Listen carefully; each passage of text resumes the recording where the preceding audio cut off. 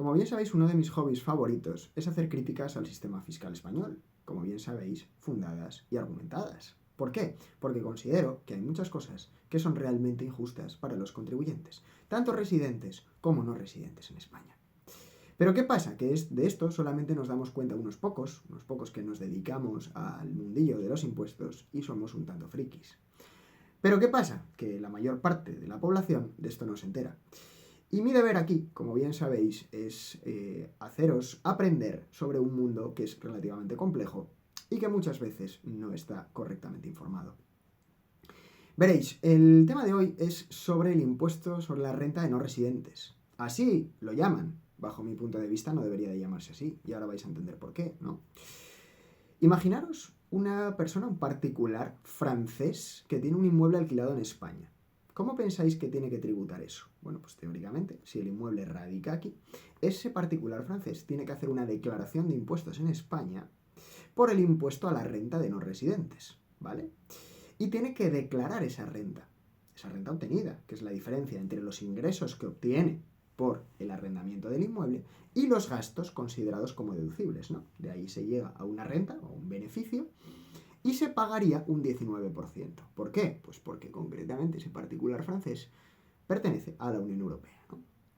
Bien, hasta ahí perfecto. Pero ¿qué ocurre con un particular argentino, por ejemplo, que decide hacer una inversión inmobiliaria en España y quiere rentarla, ¿no? Para obtener un beneficio. Bien, ¿cómo tendría que tributar este particular argentino? ¿Tributa igual que el particular francés? Pues nada más lejos de la realidad. De primeras ya tiene una diferencia en el tipo de gravamen de 5 puntos porcentuales. En vez de tributar al 19%, va a tributar al 24%. Pero aquí viene lo gordo. Y aquí viene mi crítica más absoluta. Que es que el particular argentino que va a tributar al 24% no va a poder deducir los gastos inherentes al arrendamiento de ese inmueble. ¿Qué os decía antes del francés? Que tiene una renta, ¿no? ¿Que deriva de qué? De los ingresos menos los gastos deducibles. Y de ahí paga un 19%. Pero el argentino va a pagar un 24% de los ingresos, no de la renta que obtenga. Con lo cual esto, que llaman impuesto sobre la renta de no residentes, no es correcto. Porque solo es correcto bajo ciertos parámetros, bajo ciertos contribuyentes y bajo ciertas circunstancias. Pero no para todo el mundo. Porque si a mí me estás diciendo que un señor argentino, volviendo al ejemplo, que puede ser uruguayo, paraguayo, mexicano, me da exactamente igual. Pero, ¿por qué ese señor que está decidiendo invertir en España, que está trayendo capital a España para invertirlo aquí, que está generando además una vivienda en alquiler para una persona, una familia o lo que sea, ¿por qué hay que perjudicarle de esa manera? ¿Por qué? No, es que no pertenece a la Unión Europea. Es que me da igual. Es que ya le estás grabando 5 puntos porcentuales más que a un francés. Encima, ¿no le dejas desgravar los gastos? ¿Tiene que tributar por los ingresos? Entonces no está tributando por la renta.